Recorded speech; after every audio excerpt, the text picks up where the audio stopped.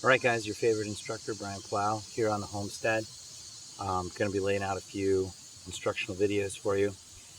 This is going to be just setting up the tripod. This is a Manfrotto tripod, so these are really professional grade, very substantial, robust tripods. For some work you won't need something like this. I'll eventually cut in an insert shot of the camera that I'm working with. That's just on a really cheap, flimsy Benro tripod that are also in the equipment room. But these are really the ones that will demonstrate all the principles transfer over from tripod to tripod. They're all pretty much the same. We'll go ahead and get into it. This is a 564B, and this is a fluid head. So it's got really fluid tilt and pan functions, and it's again very heavy, very robust. So these are meant to hold cameras that might be in the neighborhood of 12 to 20 pounds. Again, a little bit overkill for tiny DSLRs, but still, you know, sometimes they're good to have. So we'll go ahead and set this up. So I took it out of the bag. The legs are together, and you noticed here that I went ahead and loosened the pan handle here and put that roughly into place so that I can move the legs out. I simply move the legs out. It's got a spreader built in here. And then if I want to raise or lower the tripod, I've got two risers on each leg. So this one raises this area of the leg,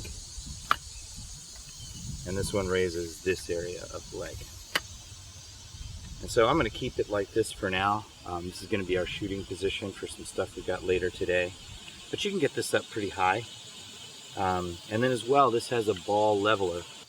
But you notice here, here's like a ball-shaped divot, and this is a ball. So you can kind of level this up so you don't have to get the levels perfect just with leg height, you know. On the cheaper tripods, that's what you have to do. So this one, you can level it out pretty quick. And there's a little bubble leveler right there where you can guarantee that you've got a level tripod. I'm going to go ahead and fasten this back up. Okay, so another option here, you can see that its max height is these two risers worth, so essentially triple what it is now. It's got that capability, so it can be well up over your head. In terms of getting it lower, there are these little fasteners here on the spreader, and they're righty-tighty, lefty-loosey, just like everything else. And so you can really spread this out if you want to get a really low shot. So you can see that that's only about 2 feet off the ground, plus your camera, so 2.5 feet or so. Now, attaching this to the camera, what we've got here, right here we've got this little fastener, and it will allow this tripod plate to move freely here, but not come out.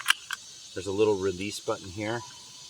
So if I press that release button, I'll always bring it out the back. So always bring it out the back side of the camera or where the pan handle is. It'll never come out the front. And then same way putting it back on, I bring it here, and then I can fasten it down with this. But to attach it to a camera, we've got a Canon 6D here. You can simply screw it on. There's definitely a way it goes. On the bottom side, you'll see this little, it's sort of etched in there. It says lens, and it has an arrow. In this case, this end of the plate will go toward the lens. So I screw that on. There's always a threaded port on there to screw it in. And then I grab a little coin. I got a nickel here. Just give it a good squeeze. Hand tighten only. You don't really have to crank down on it too much. And then I bring it in through this way.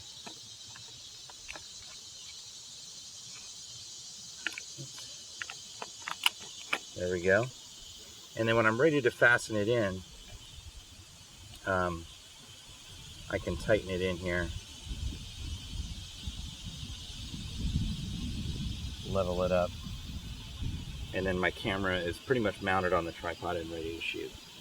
And again, this has pan function and tilt function, both of which have a lock here's your tilt lock on this. Tilt locks appear in different places on the on different tripods. Sometimes they're on the other side.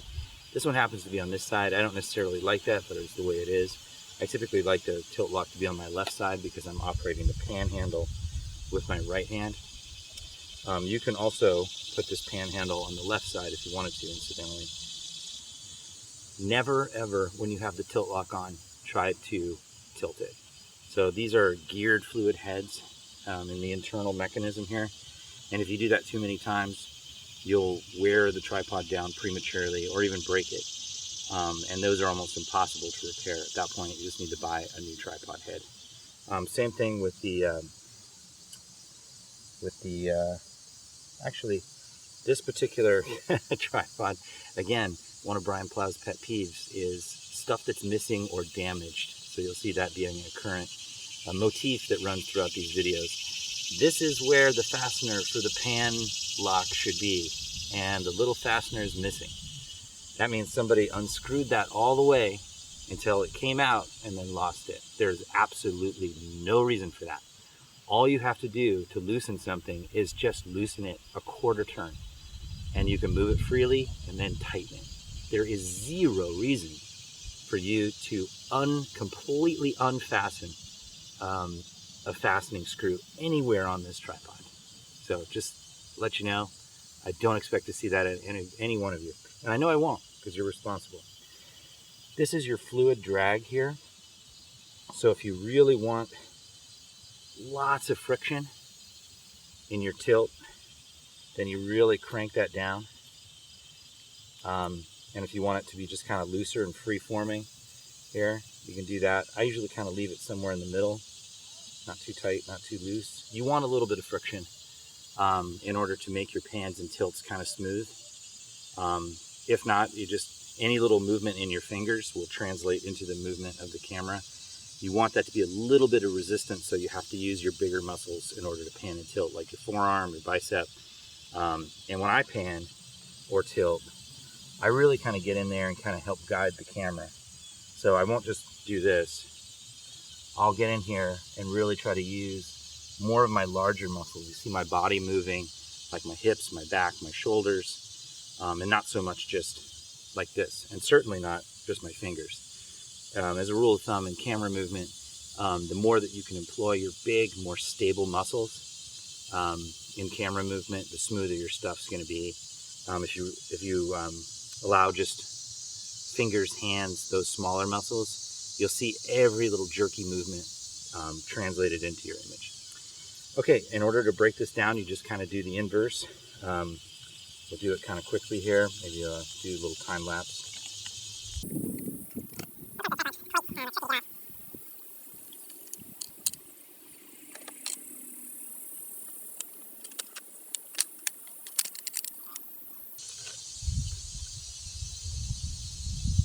And then this baby's ready to go back in the bag.